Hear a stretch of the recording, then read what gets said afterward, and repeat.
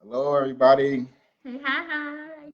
Today, first of all, before I start anything, I want to say um, happy Sunday. I hope everybody enjoying their day. Today our topic is um, playing your cards right. You know, um, we are accustomed to playing the victim, and we don't. None of us like to take accountability for the things we do and for the things we've done in the past. For example, um, let me see. You know, I lost my thought. I lost my thought. That's Sorry. okay. That's Yeah, okay. lost my thought there. Um, for example, the things we do,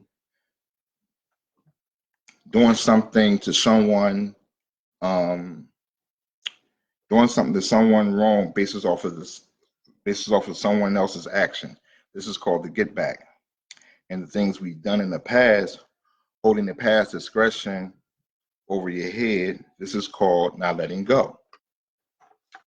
So, these are the things that we do as far as, um, putting that victim, playing that victim card, basically.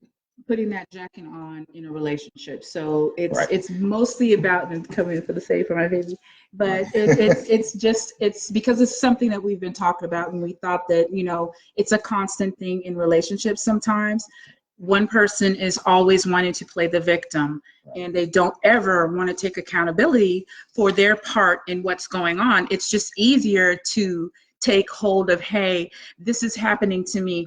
I've done nothing wrong. So do not persecute me. Don't hold Right. me accountable. Don't hold me responsible for what's going to happen. I'm just Exactly. going to give it to that other person because they're the one with the problem and I don't have anything to do with it. Right. But really, when you think about it, how is that possible if this is a two-person situation? If it Right. was just you, yourself, and I, then I can see you holding on to that. But it's really not the case. When Right. you are in a relationship, you play a part in the success or demise of it. Right. I don't care if you don't know how to accept that, Right. but this is reality. And so, what me and Paul are doing is focusing on basically getting people to take accountability, Yeah. right? So, I am an avid believer, even though we haven't done it together in a while, in strengthening ourselves. I love working out. Right. It does so I many need to different do things. that. As you can Right, see. right. So we get happy. We've been Right. been together for a while and in that Right. honeymoon phase. This is all So happiness this right is all here. happiness. You know what I mean? So we've evolved Right. into that. Right. But it's also about again taking that accountability. Yeah. So I think that for our relationship, we do that a lot. Right. I know that we've worked on it, but it's Right. basically because we've been through it, Yeah, right? yeah. We My experiences that I've been through, like even my past relationships, um, you know, I I was in a bad situation, and I was sitting here blaming this person for everything that was going on, and I wasn't taking accountability. And my accountability is making a choice of being with a person, and I was being told, a lot of people were telling me, "Don't deal with this person. Stop. Leave this person warning alone." signs, Warnings, and I wasn't warning taking signs. that in consideration, or just thinking about that. I just wanted to continue on in that situation, even seeing those signs too, but just ignoring them. So, I'm sitting here thinking to myself like, "Damn, why did I do this? I'm wrong for this. I should, I'm just, she's the worst. She's this and she's that." But at the same time, I'm not looking at the part I played in that because I chose to be in a situation like that. You know what I'm saying? So it's kind of like, that's the accountability that I've taken, and I had to be honest with myself to that, and noticing, okay, I played a part in that. I can't put everything on her.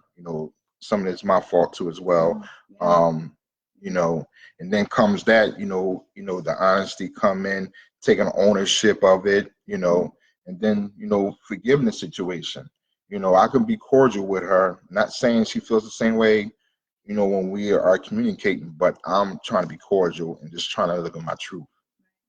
And that's what it's about. So again, as coaches as we are, so we dubbed ourselves, and the niche that we want to be known for is helping people be accountable. Again, it's about getting yourself strong, mentally, emotionally, and physically. So when you hear the terms mind, body, and soul, that's what we're talking about. We're going to get our minds right, and we're going to get our heart right, which is that soul part. Right. And then we're going to work on our physical parts, because once you work on that mind and that soul right there, you will be surprised what changes in your life, right? The stress goes down, all those things that we've built up and we're holding on to, we're able to let go. But we cannot do that unless we start taking accountability. So one of the things that we are doing together, we've created a 6-step process. It's called the 6-step. So instead of doing the 2-step, we're going to be doing the 6-step. So, right? And so in the 6-step, the first part of this process is letting go of the victim card. So what we want to do is put down this card. A lot of people like to hold this. They hold it near and dear to their heart. They put it in their bags. They put it in their pockets. They put it in their purses. They put it in the backpacks. They hold on to this for dear life. And in relationships, people do this way too much. They're not even able to move out of the space that they're in because they're holding on to this victim card. And this is something that they do not need to do. This is something that is hurting them more than helping them. But by God, they can't even see the light if you shine it in their face, right? So, and that's just because they're holding on to this card. So what we're going to try to encourage people to do is put this down, right? So once you put that down, we're going to be able to be honest with ourselves, right? That's when we're talking about, okay, that's what he was talking about, like, oh, wait, hold up, wait a minute. This is a 2-part thing we're doing here. This relationship requires my involvement and her involvement. She's not doing anything that I'm not allowing her to do, and I'm not being forced to do anything as well. We all have choices, and so that's what this is about. So once you put the victim card down, you're able to pick up cards like honesty, and you can put this in your purse, in your bag, in your backpack, and wear it all over your heart, because this is what you need to do. As a t-shirt, right? This is what you need to be doing. You need to be being honest. And if you need someone to help you, that's what we're doing. Yes, I can say that. So we'll go ahead and we're going to put this on the side of, all right, I want to wear this. I'm going to put this on my sleeve and put this in my bag. And then once you're honest with yourself, then you'll be able to pick up ownership, right? I'm going to own what part I play in this relationship, because you know what? It's not all you. It can't be all you, right? It can't be a one-sided thing. It can't be a one-sided thing. If we're not owning what we're doing, how are we even doing anything at all? Exactly. I mean, what are we doing here? Then it's a question of, what are we even doing here? So once you're starting to own what you're doing, then you're starting to walk in the fact that, hey, I'm moving forward in this. It's, you know, so many times we see people are like, oh my God, I don't know what to do. My life is, it's such a disarray, and I just don't know what to do. I've been bamboozled. I've been bamboozled. I've been taken advantage of. I don't know who this person is. They weren't there when I first met them. They just appeared one day, and then it's been them their whole entire time. It has been that person that entire time. This person that you've been looking at is the same person that you've been looking at the entire time. So once you are able to be honest with yourself and take a look at what you decided that you would make exceptions for, right? Because we all do it. And with this making an exception, you are conditioning yourself or being tolerant to these behaviors that maybe you've seen them present in the relationship, and maybe they were towards someone else, right? And so you excused it, right? You excused it when you seen it with someone else, and you said, hey. That's when you're a victim, when you're doing that. Right? You're creating this own victim, right? You are building up this own victim. You're allowing it. You're taking it on. You're wearing it. This is my badge. I'm going to stay in this way because why? Because it's safer to do that. Why do we do that? I'm glad you asked. So in back of us, I created a diagram, and I'm great for diagrams. And so in my diagram, I came up with this theory. Paul's going to move out the way for a little bit. And I'm going to point to this thing called the Disqualification Bank. And so this Disqualification Bank, this is where we put all of those not so good behaviors that we excuse. This is where we put all the deal breakers, everything that you decided that, hey, if you do this, I'm not going to be here. If you do this, this is going to go in that savings account, and I'm going to save this up for the time I want to take it out and use it, right? So Paul was talking about get back, you know, I call it payback, you know, payback, like, you know, like the song. And so that's what we do. Do we know that we're doing that thing all the time? No, we don't know that we're doing that, but we do it. And everybody does it when they're in a relationship. And so if you can come to terms with, and this is really big, this is a really big important thing to learn, that individuals, or who they are, right? Who they are as an individual is separate from what they do. I'm going to say that again. Who they are as an individual is separate, or the behaviors that they do is separate from that person. And how can you say that? How can I say that? Well, it's true, because a seemingly good person could do bad things, depending on who it's affecting or what it's for, right? And a seemingly bad person can do good things, right? So with that being said, there will always be this fact that an individual, all the reasons why you decided to be with that person, which I have put into a box of having an agenda. That's having an agenda. Every reason you came up with to be with that person is having an agenda. Now, whether you want to wear that or not, I don't know, but it's still a fact, right? We all have agendas. We all have agendas. We all sometimes need to use someone, but it's not about using them or using someone to help you.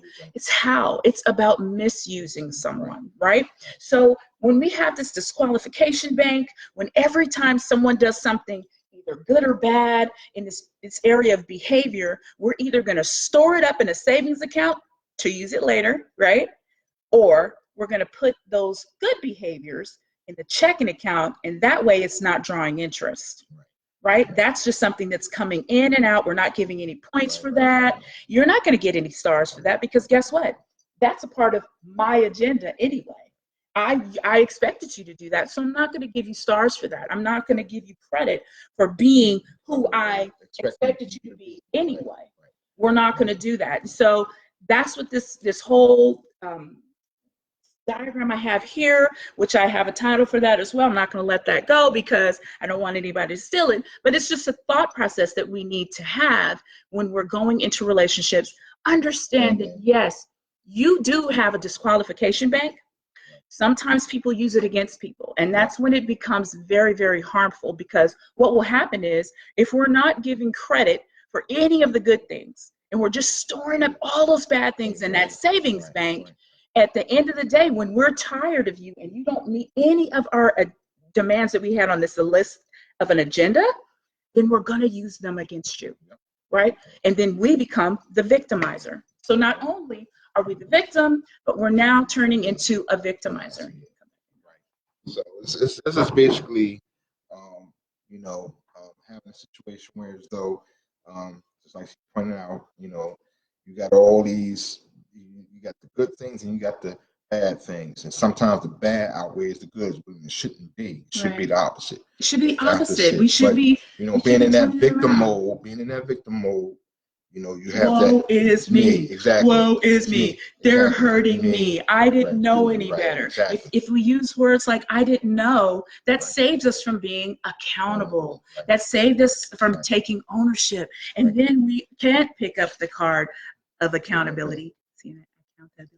We can't pick up the card of accountability because guess what? I didn't know. I'm poor me. He or she took advantage of me. So let me just hold on to this, and then I can get all the pity points and all the fanfare, and everybody can root for me because that person looks wrong, right? Because I have a savings account of all the bad deeds that they've done. I'm not going to talk about the good things. I'm not going to talk about taking ownership of what I did in the relationship. Because it's all about a perception of a person. Yeah. So you could tell this person, because you want to play victim, you want everybody to believe that you're the victim, right? And it's better that way. But then when people start realizing the truth and everything like that, how does it seem now? You know what I'm saying? You don't look too much as a victim anymore. It's more like the what you call it, the victimizer. Yes, you're the victimizer now, because that's what happens when we negate from taking responsibility, ownership, being honest about the situation, taking that on ourselves and being responsible for the outcome. When we throw that away and push that off on someone else. We can't even see clearly in front of us. So everyone should know there is his side, her side, and the truth, right? So because there's different versions of the truth. And I had seen on Facebook, and which I want to put out there, what it is and what it appears to look like, right, isn't really the truth. And so unless you know both sides of the story, we can't start picking sides for people. We don't know the truth. All we know is what someone is doing as the victimizer, because that person is comfortable taking the victim card. And so if we're always wearing this victim card, we're never able to see what's in front of us. We're never going to take accountability. We're never going to pick up cards like ownership and honesty and our part in why this is failing. Right? Why this is failing. If I keep storing things in that disqualification bank that I talked about, if you keep putting things in that savings account that's always bad, and you never give credit for anything good, you put that in the checking account, I'm just going to roll that in. No, that's a part of the agenda as to why I'm with you. I don't see those things. Those things don't even matter. And so this person is now trying to make up for all of the bad they've done, because you are not giving them a chance. That person don't even get a chance to, change. Like, to change. There is no change. They hold stuff. They hold things that they did in the past, and this person might want to change his life because he knows or she knows the things she's done in the past. She's maturing as she get older. She's getting away from the things she used to do because she knew, or he. Because they were knuckleheads, they didn't know better or whatever the situation is, and they knew that they, could possibly hurt that other person within that relationship behind all those things. So now they want to make a change, but you, on the other hand, don't want to see the change. You want to see that person for what he was or what she was back then. Right? And even though this person is making changes, you don't see it because you're still in victim mode, right? You're still storing all that past stuff, and you're holding on to it. You don't have any. Matter of fact, you get to a point you don't have any intention of letting it go. Exactly. You're going to store it up and use it for the day when you drop that bomb. You're going to drop that bomb because guess what? Everything you're doing right now, if you're financially taking care of me, if you're providing security, if you're being my companion, giving me sex, you're doing it, I expect you to do those things. Right. That's why I was with you in the first place. But if we're storing so much of that up, if we're doing all those different things, how is that person ever going to be that person you want them to be? Right. Or is it that you don't want them to have that change? I mean, you should know that a person, their self, who they are individually. And that's what I was talking about. The individual is going to be who they are regardless, right? Exactly. And their behavior, they may do things that you don't like, but that doesn't mean that that's that person. Right. I use this reference because I use this example of when you go to church and you're listening to a great message and you hear all these good messages and it's just really inside of you. But you know what? That's just a man telling you that, or that's just a woman telling you that. You don't go by that. You can't not believe in a message or not believe in that goodness that you're saying just because that person didn't live up to what they were saying. No, you take what you're supposed to, use the good, and apply that to your life. Right. Apply that to your relationship and put down the victim card, because if you don't put down this card, I guarantee you that you will turn into the victimizer. You will go out on slanderous campaigns. You will talk about all the bad things this person has done, all the bad things that this person is doing in their lives, and create all of this hate, this mob against this person, and while you're sitting back smiling and reveling in what you did. Or maybe you're crying in what you did because you know it's wrong. Right. You know it's wrong. And sometimes when you do all that, the spotlight becomes on you. You now. And if you don't change, it's going to look like, okay, who's really wrong? Yeah. You know what I'm saying? If you still, now you change and you start doing things like, okay, I'm just going to use it as an example. You're on Facebook now, and all of a sudden you got a million men friends on there, and all you're doing is, showing, you for sale. Yeah. Now you're for sale. Exactly. So I thought you were hurt. I thought things, you were the victim. Yeah. I thought you were these things, but you're for sale. Yeah. Are you for sale? what was really going on. But that's why it's important to not go on these smear campaigns. Let's stop doing that. We are only hurting ourselves in the end. We should not be sitting up tooting all the bad things that someone has done, pulling it out of your savings account in the bank. And guess what? Does that make you a bad person for storing all of those things up? No, it makes you a hurt person. It makes you a wounded person. It's a person who's holding on to the victim card when they need to be putting them down and picking up cards like ownership and being honest, right? If you're picking up ownership and honesty, then you can go towards accountability. And accountability is how we make changes in our lives. Right. This is how we can move forward. You know, so many times people look in the mirror and they're like, you know what, I don't know what to do. You know, they'd rather cry and sit up and tell themselves that there's nothing that they can do. In actuality, it is something you can do. And that's why we came up with that 6-step process that I was talking about. Right? Doing the 6-step. It's not doing the 2-steps. We're gonna do the 6-step because it's a method to all of this. It's something that we have to do.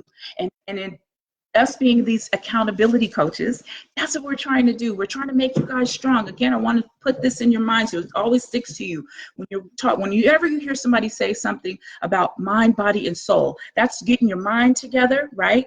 That you're getting your mind together, and that soul is that emotional part. So it's the mental part, it's the emotional part, and the body. And so all of that works together, because if one thing isn't right, if one of those things isn't right, it's not going to work together. And then you have things like stress that will kill you, right? And I was talking about women. Last month was, Heart Health Month, and how stress really does impact our lives. But it's those things. And imagine how freeing your life will be if you just put down the things that you don't need to hold on to and start picking up positive things. Yeah, like resentment, anger, hate. I mean, all disgust, those just vendetta, just grudge, that's just stress. all these things. Those are things. That's stress. That's stress. That's stress. But you can't do that unless you do. It's a process that you have to take to do that. And the first thing you have to do is put down that victim card, right? And then, therefore, you can be honest with yourself. And then once you're honest with yourself, you can start taking ownership. And releasing some of that blame to that other person, right? And then once you do that, you can get things like accountability now. Oh, God, okay, I'm responsible for this, so I'm going to do what it takes, or at least I'm going to find out how to do what it takes to change this, right? To change this, to make some changes in my life, make the changes that I want to see. But I can't do that by storing up in that savings account in that disqualification bank. We got to let that stuff go. We got to let that stuff go. If we let those things go, then we can work on things like forgiveness. And who are we forgiving? Ourselves. We can start working on forgiving ourselves. We can start on working on forgiving ourselves for making exceptions, for ignoring the warning signs, for allowing things to go so far that it feels like it's the point of no return. We can forgive ourselves for storing up all of that bad stuff, all of those bad behaviors we felt that were bad or against us and against God or whatever, and start looking at some of the good. And start looking at all of the good things that came from what you feel is a seemingly bad situation. And in life, we both have had those situations to where we have to look at the good. What came of whatever we were in, what good was to come from it? We can say, well, I asked the question to people, if you could change anything in your life, what would you change, right? So that's another activity that I do. But I get the people to understand that if you take that away, if you take that one thing away, like, I wish I never would have met them. Well, what happens to all the children you had, or the experiences that you had in life, or the job that you have, or the friends that you made, or anything that you feel that has added to your life? What happens to those things when you take that away? And so sometimes that's why, having wishes or that genie isn't so good, because we would do the wrong things with it. Instead of just taking accountability, just owning your part, owning your share. If you're in a relationship, forgiving yourself for it. It's a two-person thing. Forgive yourself for making seemingly bad choices, bad decisions, not so good decisions, but don't regret. Don't regret. You can't change the past, and we're not trying to do that. What we're trying to do is build a great present and hopefully see this future coming up, right? And so with that being said, forgiveness is not just for the other person, it's for yourself. And you should be forgiving yourself. You just forgive yourself. Think of all the things you need to forgive yourself. I shouldn't, oh my God, I shouldn't have never did this, and I shouldn't have. Well, you did. And because you did, there were some good things that happened. It's just that you're so busy storing things in that savings account of negativity and bad behavior, Right. you forget to think about all the good things that have came from it. And everything that happened was because you chose. Right. Be okay with the fact that you chose. It's okay. This life, we are students. That's all we are in life. We are students of life. You got to be patient with yourself. You have to understand that once you're finished learning everything that you're supposed to, somebody up somewhere is going to call you home. It's over. It's done. So you cannot get offended when somebody checks you. We're adults. Don't get offended when people check you. Sometimes we need to be checked. It's okay. You're not going to crumble. You got the nerve to check me. You got the nerve to tell. You don't know my life. What are you talking about? We've been seeing your life up on Facebook this entire damn time. Of course we know your life, but do you? You know what I'm saying? It's a lot of people who have made it through. How we do it, I don't know. But we figure it out, and then when we get better, we have a responsibility. Like I feel like me and Paul both have the responsibility to help others on this other side to happiness, right? Happiness can be chronic. It can be something that's infectious, and it can be in your life always. Imagine having the power. Yeah, he's happy. He's got all of this happy. You know, we in happiness. So, but imagine having the power to change and to really embrace the fact that you do have a choice, but you have to actually take accountability for the choices that you make. It's okay.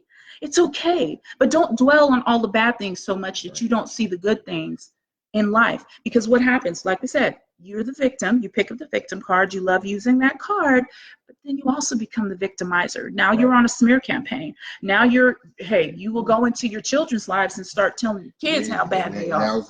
Right? You might, especially because when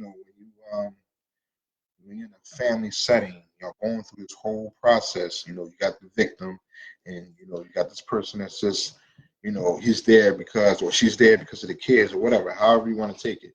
But when you put them kids in that environment of, constantly, playing the victim mode or using the kids against the other, that's a victim. You're starting to be the victimizer now. I'm going to hold the kids from you. You're not going to see these kids, even though these are half his damn kids too, or these are her kids too.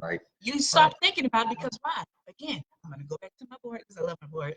You put things in that savings account. You're using everything that you've been storing up for the last 20 years, 10, 5, 10, 15, 20 years against this person, and you're figuring out a way to use it against them whenever it suits you. It's like people use the Bible to suit them for any time they feel like they want to get a point, be right about something, be the hero in that situation. Try to be a hero.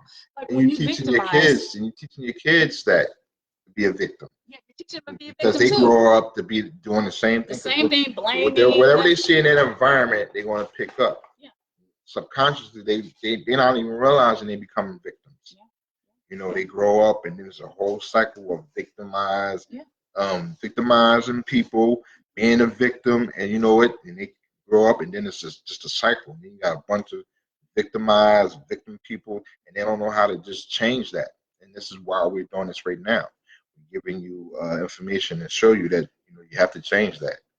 You got to change from being a victim to being honest with yourself, to take accountability, or I might have ownership. You got to ownership, and then take accountability on the things that you've done, and then you live in your truth. Actually live in your truth.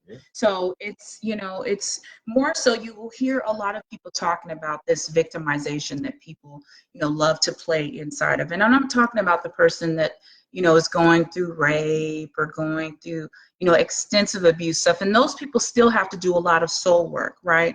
And that's totally different from what we're talking about. But what we're talking about is when people are going out not taking accountability for their role in relationships and the part that they play, and the fact that you do play a part, and you can't just say, oh, they did these things to me and I never seen it coming. No. Why? Because no one is ever a victim after the first act of forgiveness. Why? Because people show you who they are, and you choose to keep going past the warning signs, past the stop signs. Maybe we're making exceptions. We're conditioning ourselves to BS. We're conditioning ourselves to and being tolerant of these behaviors. But we're also in the background, we're doing things like storing these things up so that we can use them for whenever we want to, because we have an agenda. We always had an agenda. Everybody has one. So being honest with yourself, just to get yourself to that truth, doing our little 6-step process, that 6-step I was talking about, which I'm going to be talking about more, and just doing the work. So if you don't have that outlet, if you don't have that resource, that's what we're here for. I hope that you guys keep tuning into what the topics that we have, because it's all going to be about doing that work, doing that work. Right. Somebody have to work. Right. We're gonna have to work. We're gonna have to work. But if you work with us and do everything that we're trying to guide you to do, be honest with yourself. Be honest. Take that ownership. Be accountable for who you are, what you've done, the choices that you make. Then you can start getting to that other part of life that you want to see. And I'm telling you, your relationship will be a whole lot better when you do that. Yeah. It will be. Whether you're still together or not. Right? It will still be a better relationship. It would be a better working relationship. And that's what we're trying to do. Right. So that's what we're trying to do with these segments that we have. Again, I'm going to be pushing this 6-step process, the accountability, and all the different things that we're going through in life, and the funny ways of getting to where we're able to deal with it better. Right? Right. Yeah. So with that being said, thank you for tuning in this week. We are doing these 30-minute segments because we know that you guys have full days ahead of you, but we want to put something on your mind. And then when we put something on your mind, then we can revisit. We usually get commentary in the background, and then we can be able to elaborate on that. Right. But leaving something with you, every time that we do this, that you can really think about to get you through this week, is the fact that we have to get ourselves out of victim mode. Take accountability for what you're doing. Taking accountability means that you're responsible for the outcome of whatever you're going through, and that's powerful, right? We have the power to change this, because that's the only thing that we're in control of. We're only in control of how we react to different situations, and as long as we live, we're going to have things to deal with. So it's how we deal with it. Right? And it's picking up those cards, and it's putting down those cards, getting rid of these cards. Don't even think about these cards. But you need help. We're here. This is what we do. We're accountability coaches. Reach out to us, inbox us. You can do, give me a call, whatever you want to do. If you got any questions, feedback, feedback's great. Yeah. You need some help in that life, working through the things that you got to do. Just give it a shout out. Give it a shout out. That's all. Okay. Yeah. So once again, you guys, thank you for joining us. We love you. Have a wonderful day. Have a great week, and we will talk to you soon. As my son would say, peace.